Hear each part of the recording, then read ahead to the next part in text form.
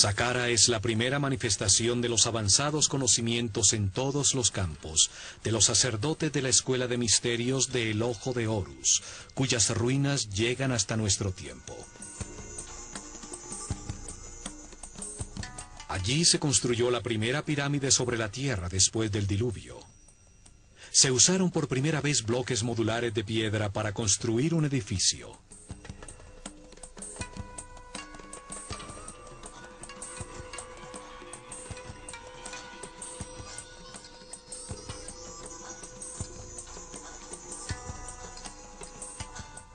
Se tallaron hieroglifos en los muros con los primeros textos religiosos de la historia. Allí se construyó un enorme complejo subterráneo, 12 pisos bajo tierra, con cámaras y galerías decoradas con los primeros baldosines de cerámica horneados por el hombre. En estas cámaras, bajo tierra, se encontraron más de 40.000 urnas, cuencos y vasos de alabastro. ¿Para qué servían? ¿Qué lograrían al realizar con tanto esfuerzo túneles, cámaras y salones, 30 metros bajo tierra? ¿Cómo iluminaron estos espacios para poder realizar el difícil diseño cerámico de sus muros?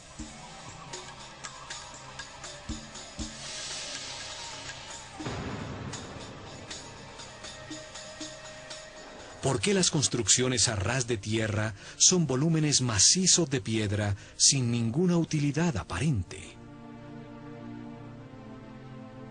¿Qué ganaba una sociedad de unos 4 millones de personas al cortar y mover más de 1 millón de toneladas de piedra para producir un complejo escenográfico que asombra por su refinada arquitectura?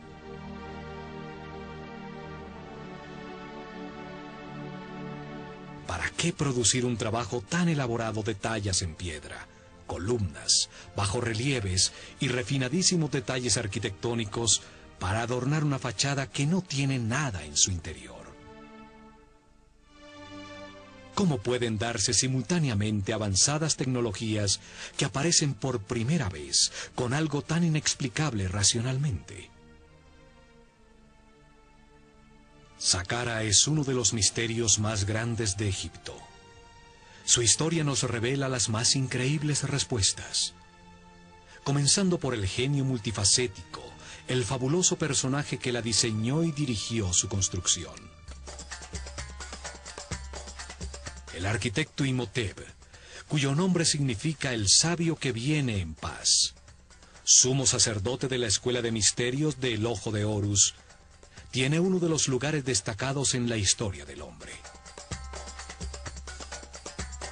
Primer ministro, gran visir y canciller del faraón Djoser, que reina en la tercera dinastía, alrededor del año 2800 a.C.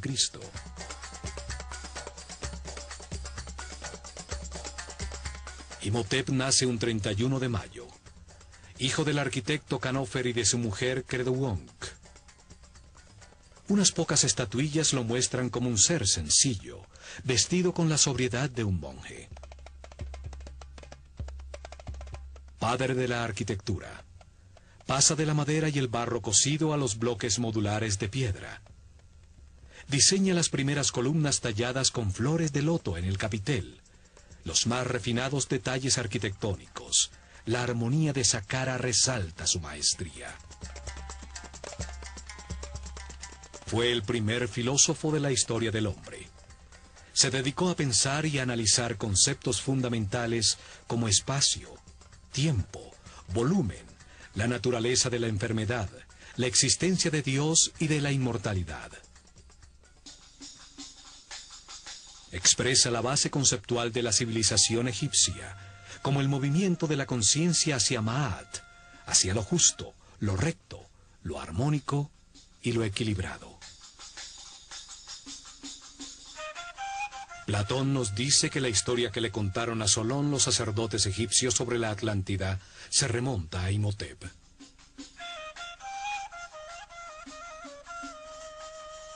Astrólogo y astrónomo, realizó el primer registro sistemático de la bóveda celeste. Deja los primeros mapas de las constelaciones. Demuestra su conocimiento de la precesión de los equinoccios al usar los cambios de era para determinar las etapas de revelación en el desarrollo espiritual de la civilización egipcia. Pero fueron las grandes dotes de Imhotep como médico las que lo convirtieron en un semidios. Solo 50 años después de su muerte, el faraón Miquerinos le dedicó un templo que fue sitio de peregrinación y curaciones milagrosas. Los griegos que estudiaron en Egipto y que le cambiaron el nombre a todo el mundo, lo llamaron Asclepios o Esculapio, para marcar sus logros como médico. También lo llamaron Hermes Trismegistus, el 3 veces grande, por sus dotes como filósofo y físico que reveló las bases de cómo funciona el universo. Imhotep fue el primero en recopilar información sobre cómo diagnosticar y curar muchas enfermedades. El caduceo, que hoy es el símbolo de la sociedad médica, era la vara de poder de Imhotep. Con ella medía la cantidad de energía vital que un ser humano ha aprendido a procesar en su interior.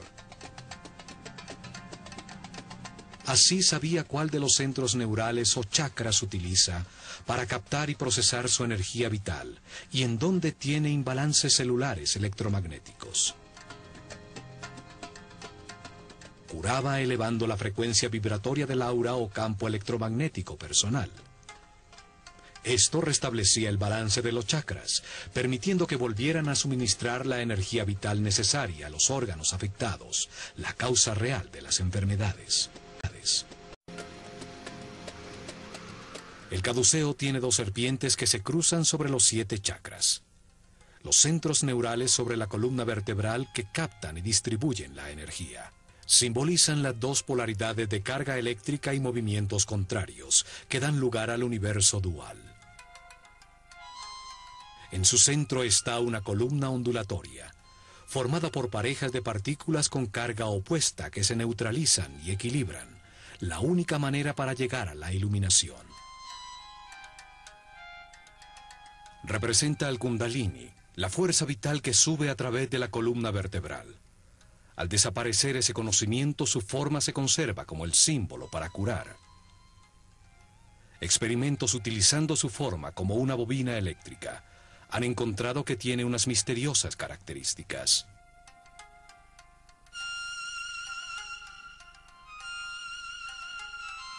Al aplicarle corriente no se detecta ningún campo de fuerza, a pesar de comprobarse sus efectos, pues resuena en todas las frecuencias y longitudes de onda. Se pudo utilizar como emisor y receptor de señales radioeléctricas al alinear sus ejes de hierro, como si emitiera señales de láser. El papiro médico Ebers muestra la manera como Imhotep mezclaba la magia con la medicina. Sus fórmulas y remedios para sanar están llenos de rezos y encantamientos, pues consideraba que la medicina no curaría si no se le había dado poder con la energía de la palabra. Sus escritos y enseñanzas pasaron secretamente de generación en generación durante milenios. Son la base de los conocimientos gnósticos, templarios, illuminatis, rosacruces y masones. Los griegos los llamaron los principios herméticos. Imhotep los dejó para la posteridad en varios papiros y tabletas. Uno de ellos, el Kybalión, habla de los 7 principios fundamentales del universo. Allí afirma que el universo existe en la mente de Dios, que cada hombre es uno de sus pensamientos, con la capacidad de pensar a su vez, que la realidad es un gran sistema, donde todo tiene conciencia y está interconectado. Imhotep fue un maestro del conocimiento. Enseñó la escritura hieroglífica y a tallarla en losas de piedra, produciendo los primeros textos religiosos de la historia. Por esto es asociado con Thoth, el néter o principio divino, simbolizado por una figura humana con cabeza de ibis, que representa al verbo divino, al creador de la palabra.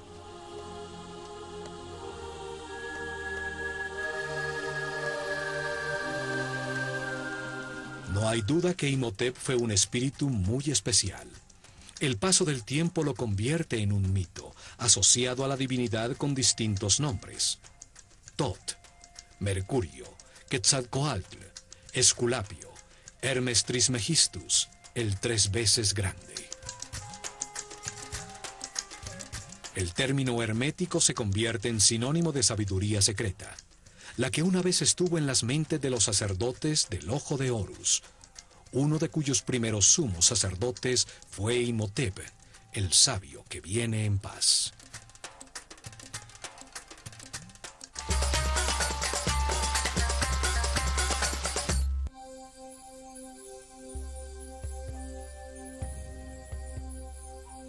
Fue Imhotep el que decidió dónde se construiría Saqqara para sus misteriosos propósitos. Situada en el área comprendida entre los 31 y 32 grados longitud este y los 29 y 30 grados latitud norte, la única área en Egipto donde construirían pirámides durante los siguientes 400 años.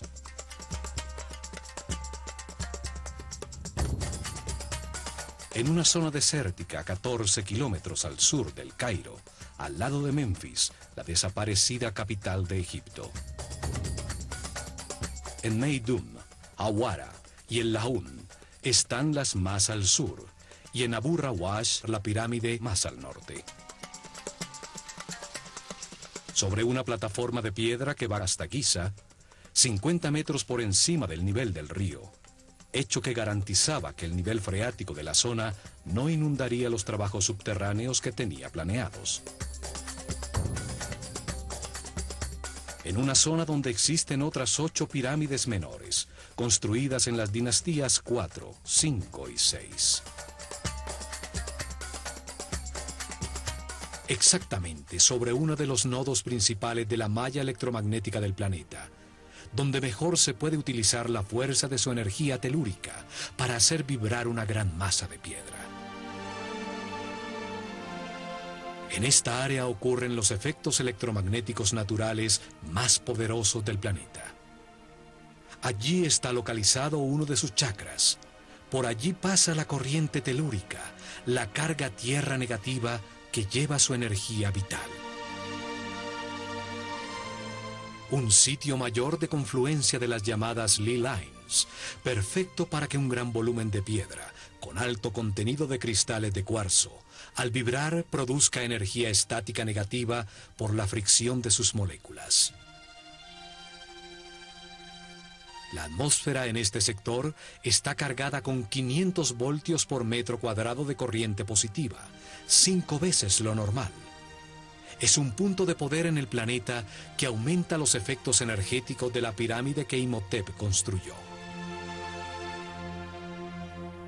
Esta ubicación de Saqqara era fundamental para poder utilizar la pirámide como un condensador eléctrico que captaba como una antena la energía positiva de la atmósfera en los cristales de cuarzo de las losas de granito que una vez forraron la superficie de sus caras.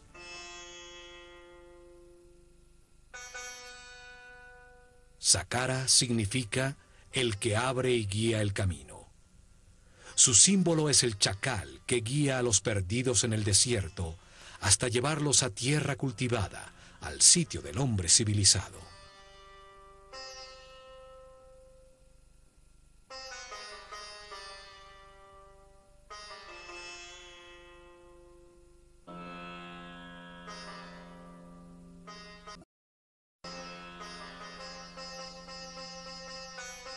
A lo lejos, lo primero que debía verse era la blanca pirámide, recortada sobre el larguísimo muro, el primero realizado por el hombre en bloques de granito cortado, con sofisticados bajorrelieves y dinteles.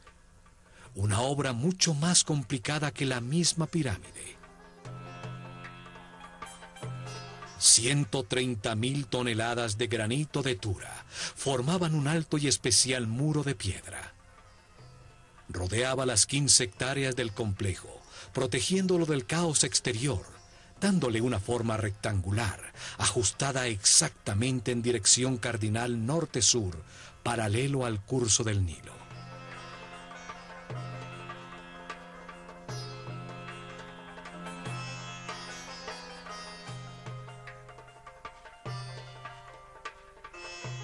El muro tenía 10 metros de alto, aproximadamente 4 pisos de un edificio actual.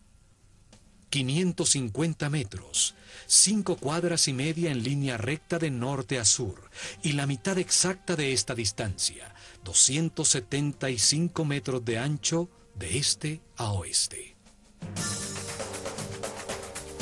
El muro es el primer componente de la máquina cuántica diseñada por Imhotep en Saqqara. Todo el complejo era como un gran circuito electrónico, solo que en piedra y a una escala enorme.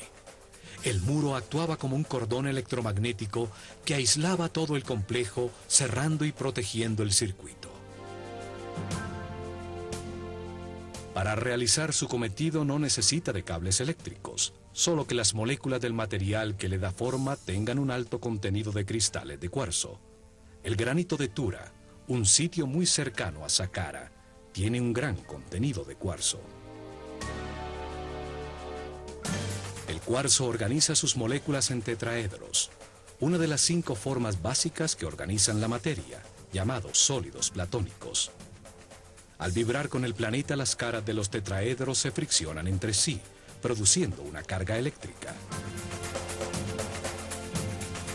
Los 85.000 metros cúbicos del muro de granito contenían una enorme cantidad de cristales de cuarzo que generaban un poderoso campo de fuerza, una onda radioeléctrica constante. El muro es parte integral de un complejo captador de energía electromagnética cuyo corazón estaba en la pirámide escalonada que con sus 66 metros de altura dominaba el complejo.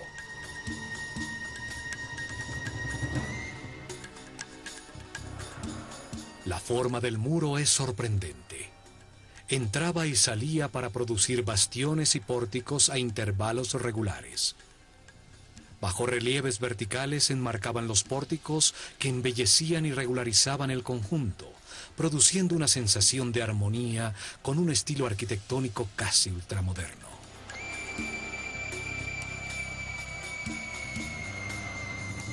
Desde las almenas de su parte superior, a las que se accedía a través de escaleras colocadas a intervalos regulares, se divisaba el paisaje de kilómetros a la redonda y la imponencia de la pirámide escalonada.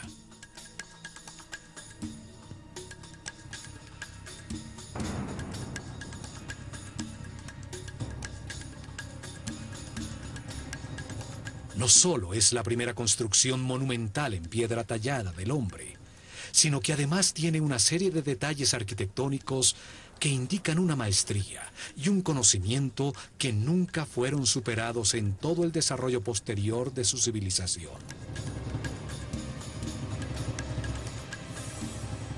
15 pórticos iguales mimetizaban el único con una puerta verdadera, ubicado en la esquina sureste del enorme rectángulo.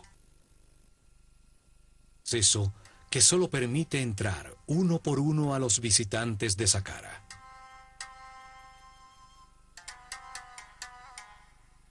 El camino de perfeccionamiento espiritual es individual e intransferible. Nadie puede evolucionar por otro. Por esto a Saqqara se entraba de uno en uno.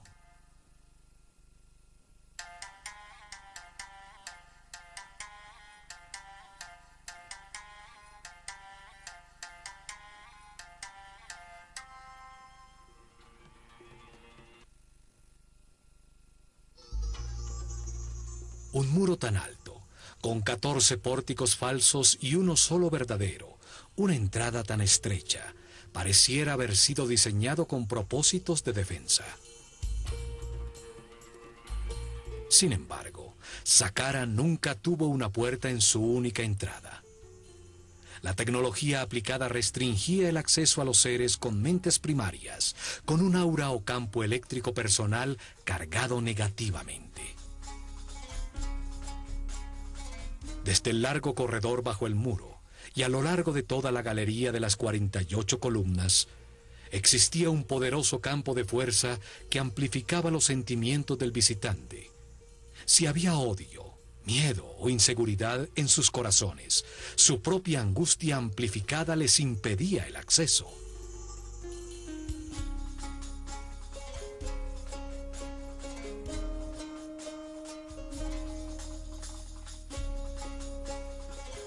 Solo los puros de corazón podían entrar en Saqqara, cuando el complejo y la escuela de misterio del Ojo de Horus funcionaban allí. La imponente galería tiene 48 columnas.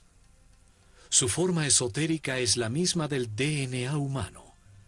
20 pares de columnas estrechamente unidas a sus muros, dispuestas en el sentido que recorre el Sol, sobre el eje de avance de la energía, la espiral entorchada de la molécula. 4 pares de columnas en el salón transversal al final de la secuencia simbolizan la capacidad adicional que diferencia al ser humano del animal para almacenar, analizar y procesar la información.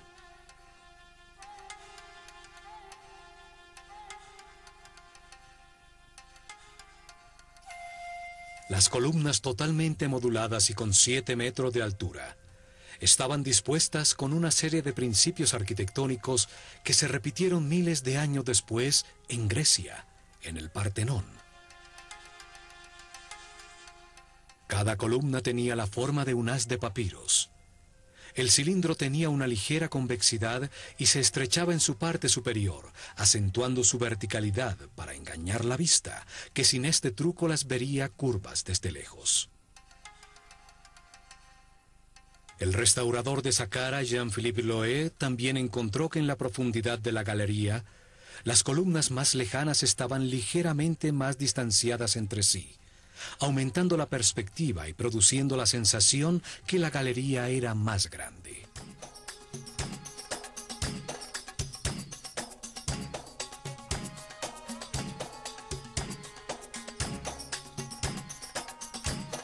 Al atravesar la galería se llega al salón transversal de las 8 columnas, unidas entre sí por módulos de piedra que enmarcan la salida al gran patio de las serpientes, en cuyo lado norte brillaba espléndida la pirámide escalonada.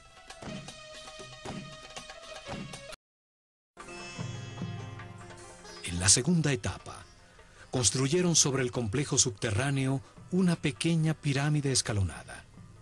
Su volumen y peso era un 50% exacto de la pirámide proyectada. Empleaba solo la mitad de los recursos y del esfuerzo total. Además, se lograba utilizar temporalmente la instalación en su propia construcción. La carga eléctrica generada por la pirámide pequeña era utilizada para producir avenidas electromagnéticas que facilitaban el desplazamiento de todo el material necesario para construir totalmente el complejo.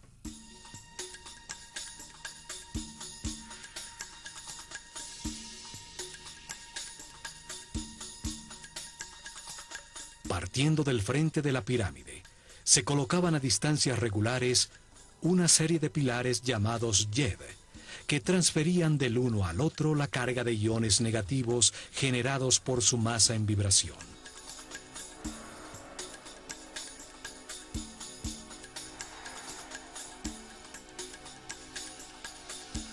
Cada pilar tenía 2 bobinas verticalmente dispuestas de alambre de oro enrollado sobre madera. La primaria en la parte inferior, la secundaria en la parte superior. El pilar era colocado sobre una cavidad llena de fibra mojada en agua salada, que producía un excelente contacto tierra. Se requería que un sacerdote de alto nivel de conciencia y vibración controlara con la energía taquiónica de su mente la transferencia del flujo de iones al primer pilar frente a la pirámide. Desde allí la carga eléctrica fluía de manera regular de pilar en pilar, generando una avenida electromagnética, hasta llegar a Tura, a corta distancia de Saqqara, frente al Nilo, en el rango de poder de la pequeña pirámide, donde se encontraban las canteras de granito de cuarzo. Las losas cortadas de granito eran colocadas frente al último yed, donde eran golpeadas por la vara del sacerdote, induciéndoles a sus moléculas de cuarzo la misma carga negativa de la avenida. Las dos cargas iguales se repelen y el bloque levitaba. Es el mismo principio utilizado hoy por el tren bala en Japón, que flota sobre un poderoso campo electromagnético en los rieles, de igual polaridad a la del tren.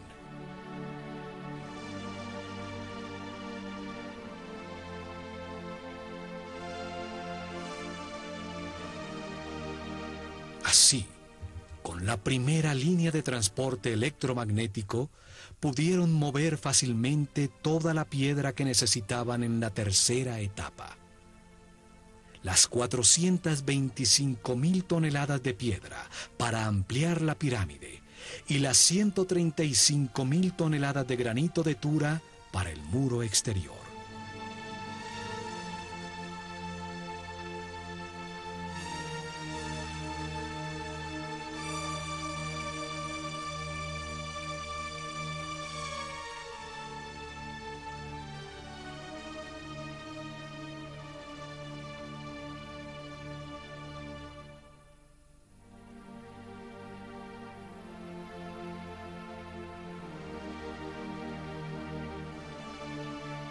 Las etapas permitían utilizar parcialmente la potencia generada y aumentarla en un 50% cuando la pirámide grande estuviera construida. La potencia total garantizaría una avenida electromagnética que llegaría hasta Maidum, el llamado punto medio entre Saqqara y las canteras de granito rojo en el Alto Egipto.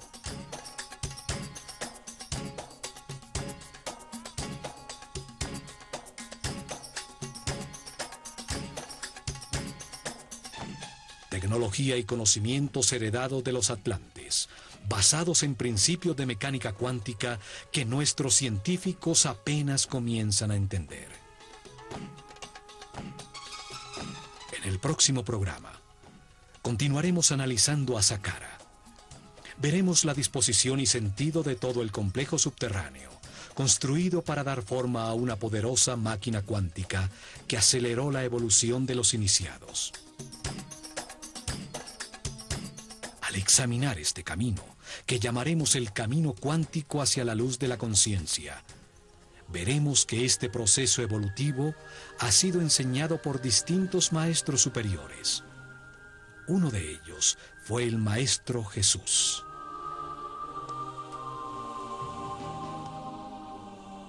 Él dijo que si seguíamos el camino de la luz y de la vibración en amor, realizaríamos cosas aún más grandes.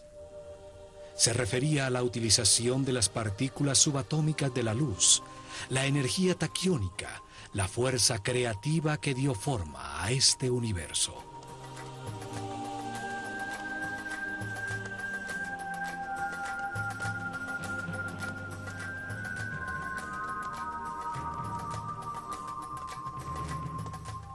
Miles de años antes de la llegada de Jesús, los sabios sacerdotes del Ojo de Horus utilizaron este mismo tipo de conocimientos para acelerar la evolución de sus discípulos en Saqqara.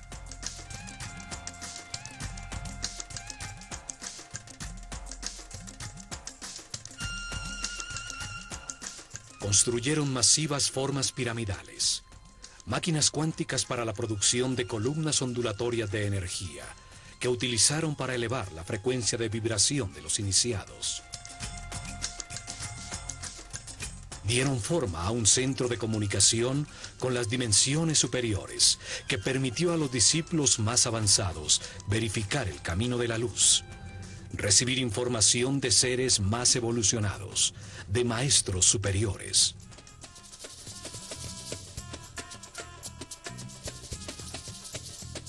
En el plano físico, al producir avenidas electromagnéticas y efectos de superconductividad en distintos materiales, facilitaron la construcción de sus templos, los libros vivos de la Escuela de Misterios del Ojo de Horus.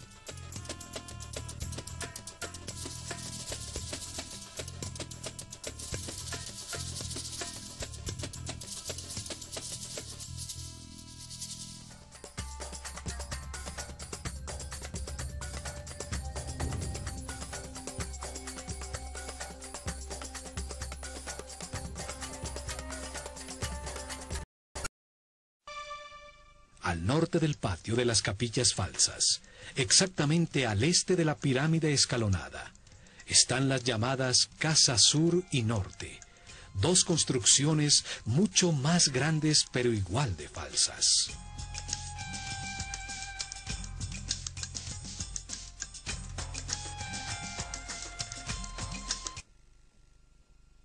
La Casa Sur tiene columnas cilíndricas con capiteles con forma de flor de loto, símbolo del Alto Egipto.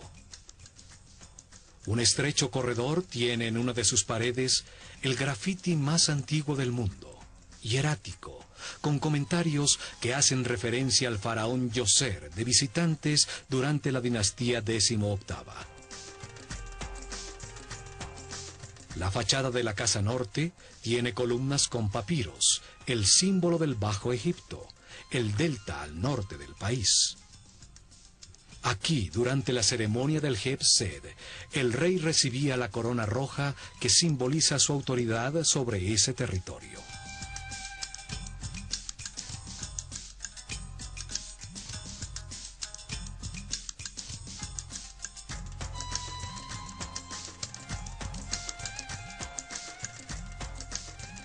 Entre la Casa Norte y el llamado templo funerario de Djoser se encontró el llamado Serdab, una pequeña capilla con dos orificios en uno de sus muros. A través de ellos atisbaba hacia el patio exterior una estatua sentada del faraón Djoser, recibiendo la brisa vigorizante del viento norte.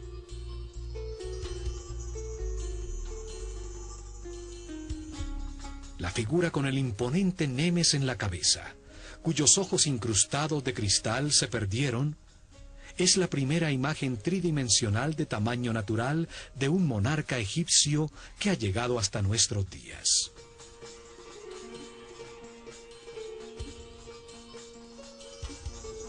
Observa desde hace milenios el estupor que causa a todos los visitantes de Saqqara las construcciones falsas contenidas en sus muros. El disfraz que esconde a la poderosa máquina cuántica. Escucha desde allí las teorías que afirman que Saqqara fue su tumba nunca utilizada.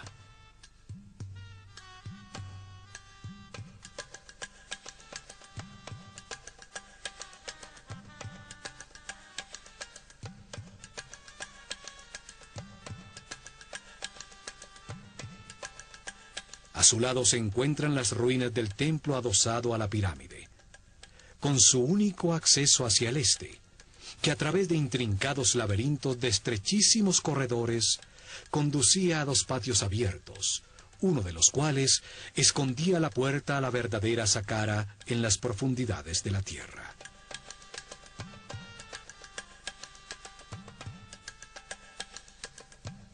Este patio disfraza el acceso principal a los subterráneos.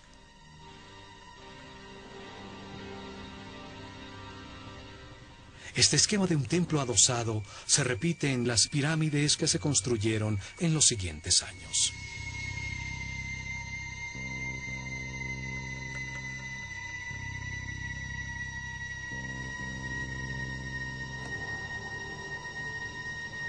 Saqqara fue abandonado con la llegada de la era de Ram, alrededor del año 2320 a.C., cuando se construyó la pirámide de Keops.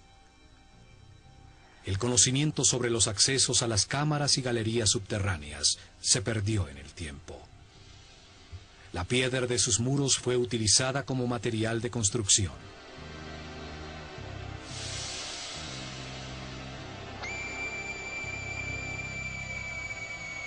Muchos nobles de períodos posteriores construyeron sus tumbas en este lugar sagrado.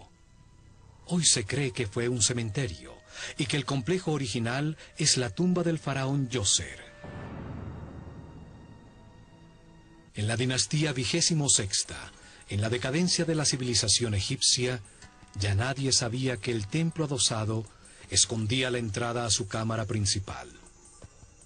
Por orden del faraón cavaron un largo túnel desde la cara sur bajo la pirámide, creyendo que allí estaba la entrada.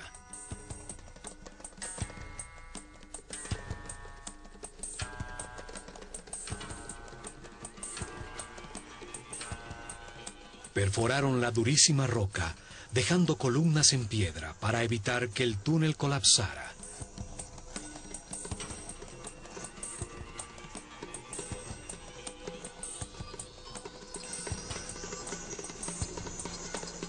Hasta que llegaron a la cámara central, un espacio vacío de 12 pisos de profundidad. Un pozo vertical con la forma de un obelisco virtual en el corazón de la pirámide.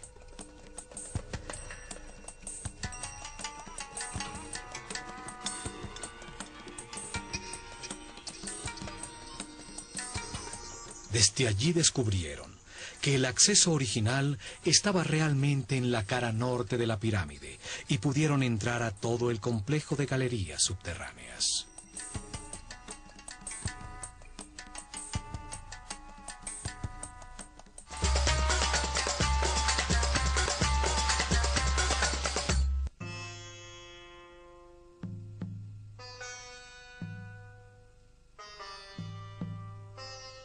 La construcción de Saqqara se realizó en 3 etapas, planeadas desde el comienzo por Imhotep. Las etapas permitían que el complejo fuera creciendo y que la pirámide se expandiera como el cuerpo de un ser humano. La primera etapa comienza con la construcción de la columna vertebral del complejo. La excavación del pozo vertical de la pirámide que baja hasta una profundidad de 30 metros, 12 pisos de profundidad, que equivalen al 50% de la altura total de la pirámide terminada.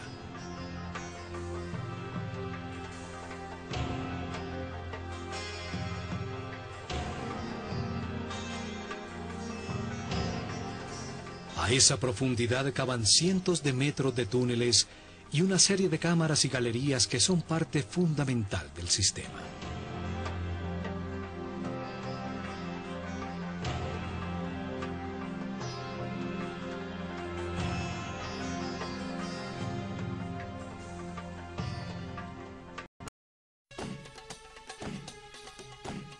El patio estaba originalmente delimitado por altos muros, con intrincados bajorrelieves. Formaban nichos con la forma que simboliza a una puerta y que posteriormente aparecería en uno de los muros de todas las tumbas egipcias.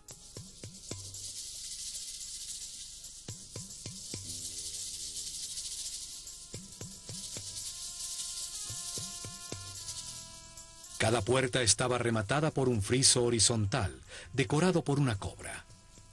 La serpiente sagrada, que simboliza a la dualidad por su lengua bifurcada y sus órganos sexuales dobles.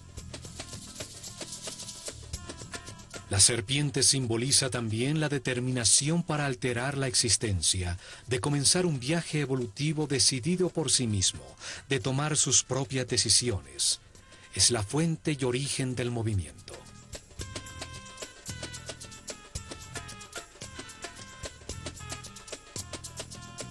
En este patio se realizaron muchas ceremonias, la mayoría con discípulos de la escuela. Pero una vez al año, el faraón llegaba a este escenario para ser coronado nuevamente por el sumo sacerdote del Ojo de Horus, con la corona blanca y roja que simbolizaba su poder sobre todo Egipto. También al cumplir 30 años de su reinado, se realizaba una ceremonia de renovación llamada el Heb-Sed. En ella, el faraón corría ataviado solamente con las insignias de su poder alrededor del patio de las serpientes, para rejuvenecerse conceptualmente y demostrar su fortaleza para gobernar el plano físico. El muro sur del patio formaba la fachada de la llamada tumba sur, una capilla falsa, hecha de piedra maciza con techo abovedado, cuya verdadera función era disimular uno de los 2 accesos al complejo subterráneo. La capilla tiene un pequeño espacio en su interior, a donde llegaba un pozo vertical que permitía acceder al sistema subterráneo, lejos del acceso que llega a la pirámide. Esta profunda excavación descubre la escalera original de acceso al complejo subterráneo. Los 2 pozos verticales de acceso, el de la pirámide y el de la capilla sur, fueron encontrados sellados con tapones circulares de granito que pesaban más de 10 toneladas. La capilla en la superficie era solo una fachada falsa para este acceso. La verdadera vida de Saqqara estaba bajo tierra. Desde este acceso en la tumba sur, se llega a cámaras y galerías subterráneas, y sale un túnel que termina exactamente bajo la galería hipóstile de acceso.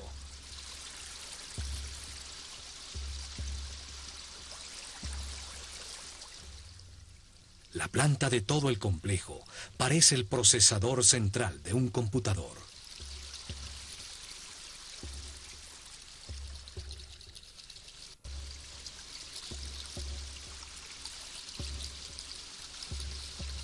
Saqqara fue el primer experimento con la forma piramidal para aplicar y perfeccionar una tecnología cuántica, cuyo objetivo era acelerar el perfeccionamiento espiritual de los discípulos de la Escuela de Misterios del Ojo de Horus.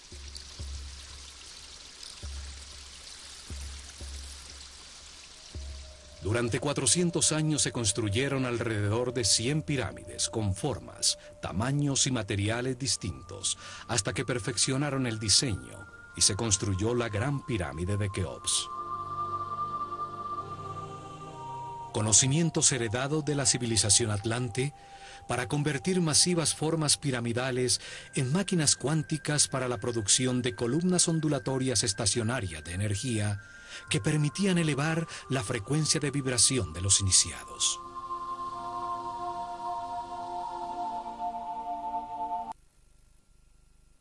Energía vital y despertar para percibir el aura de las otras personas. Permitía a la conciencia situarse sobre el tiempo y ver la cadena de reencarnaciones vividas.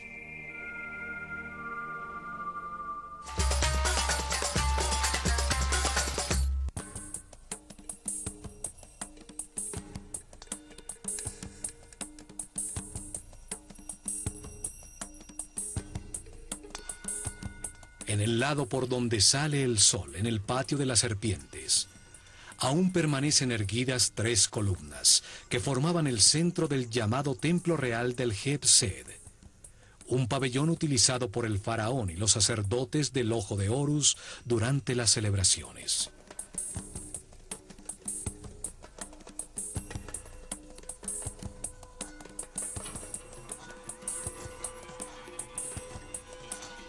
Desde este pabellón, siguiendo un muro curvo, se llega al patio rectangular del Heb-Sed, paralelo al patio central del complejo. Sus lados estaban delimitados por 2 series paralelas de capillas falsas. Son realmente una fachada elaborada sobre un bloque de piedra maciza. Cada serie tenía 13 extrañas y misteriosas capillas de piedra maciza. Sus muros no producen ningún espacio útil en su interior.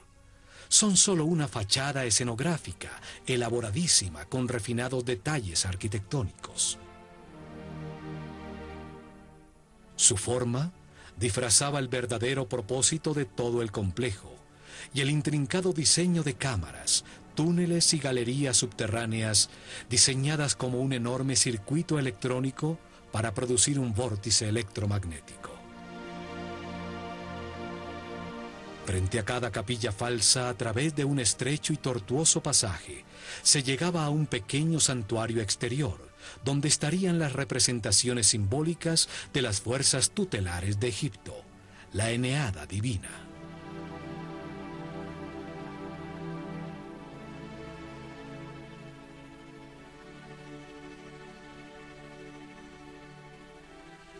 Los muros exteriores estaban profusamente decorados con altos y bajos relieves de puertas y ventanas falsas, cercas falsas de madera, series de jets, columnas tipo flauta, en fin, una escenografía completa tallada en piedra.